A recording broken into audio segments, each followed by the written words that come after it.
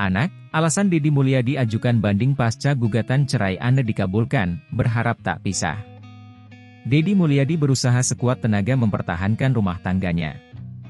Ia tak diam saja setelah gugatan cerai Anne Ratna Mustika dikabulkan hakim. Deddy Mulyadi lantas mengurai alasan mengajukan banding lantaran anak. Ia memikirkan anaknya yang masih membutuhkan kasih sayang orang tua secara utuh.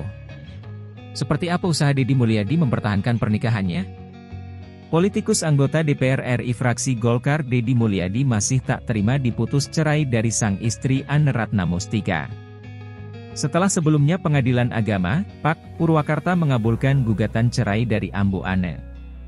Melansir tribunjabar.id, Rabu, 22.0/2023, Deddy Mulyadi melalui kuasa hukumnya Ojat Sudrajat melayangkan banding ke Pengadilan Tinggi Jawa Barat. Ini kan baru tahap pertama, putusan pengadilan tingkat pertama yaitu Pengadilan Agama. Putusan ini kan belum memiliki kekuatan hukum tetap.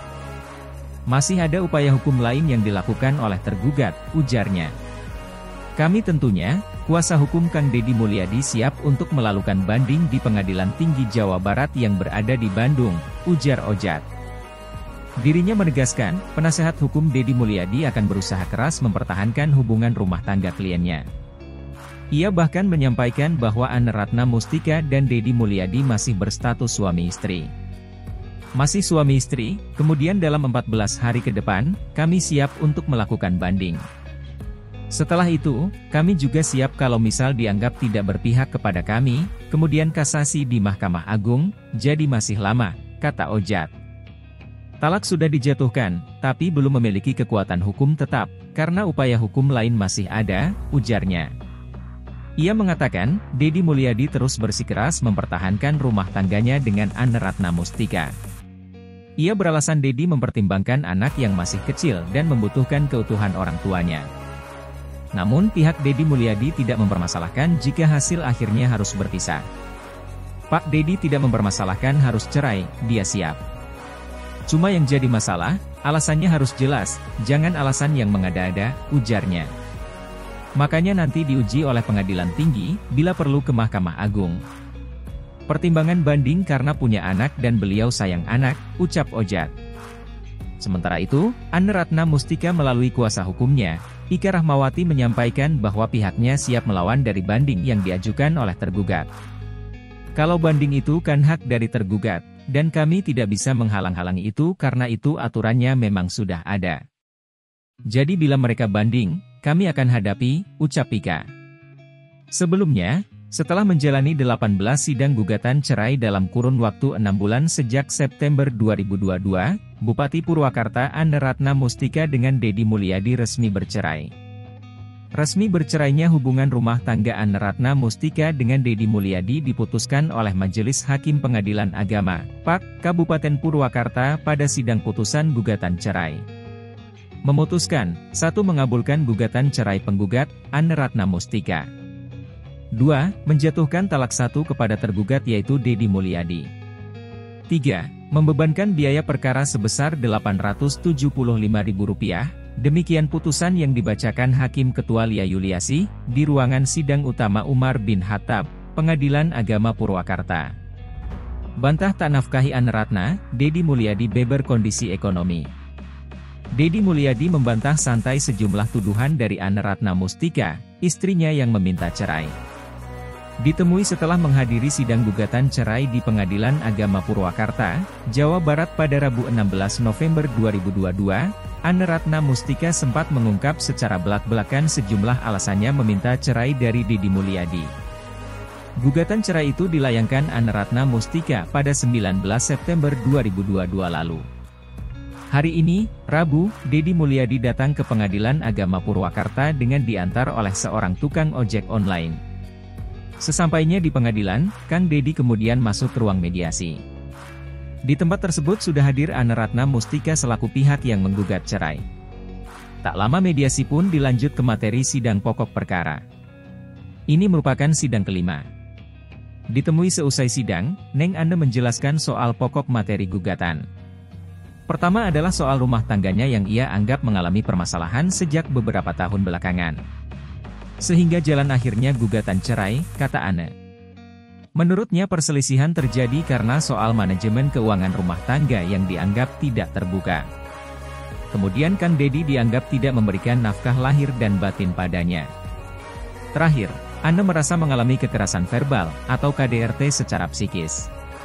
Itu yang menyebabkan perselisihan terus-menerus dalam rumah tangga kami sehingga tadi mediasi tidak ada kesepakatan dan langsung masuk ke pokok perkara, katanya. Kang Deddy Mulyadi yang juga anggota Komisi 4 DPR RI ini menyebut tidak sepenuhnya mediasi gagal. Sebab dalam mediasi perkara hak asuh anak yang semula menjadi pokok perkara berhasil diselesaikan sehingga anak menjadi hak kedua belah pihak. Saya sebenarnya menghadapi seorang istri yang baik.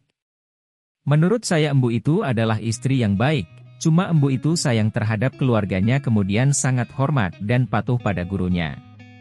Itu yang menjadi sesuatu barangkali kegelisahan dia antara ketaatan pada guru dan ketaatan pada suami, kata Kang Deddy.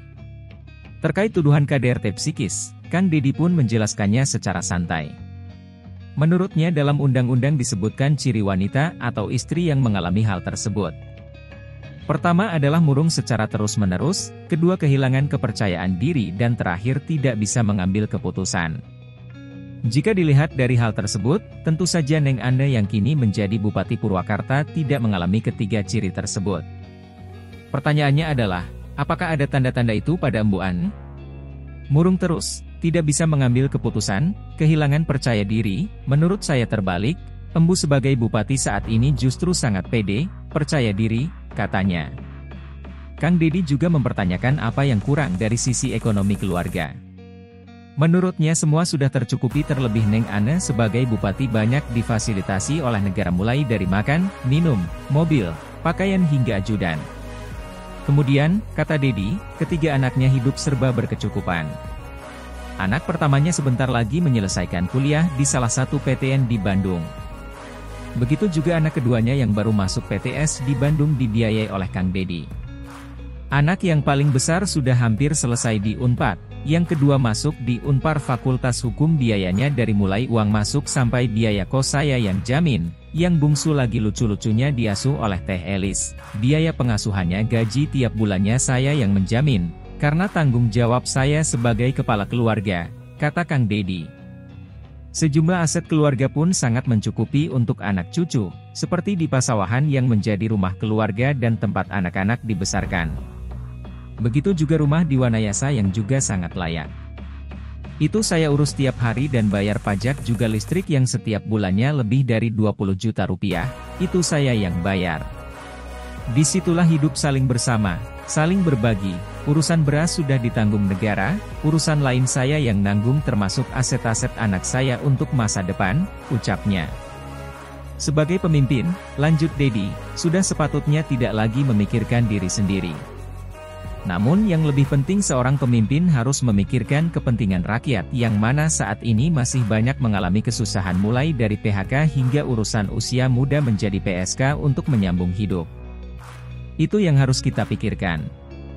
Karena pemimpin itu sudah tidak boleh lagi memikirkan dirinya.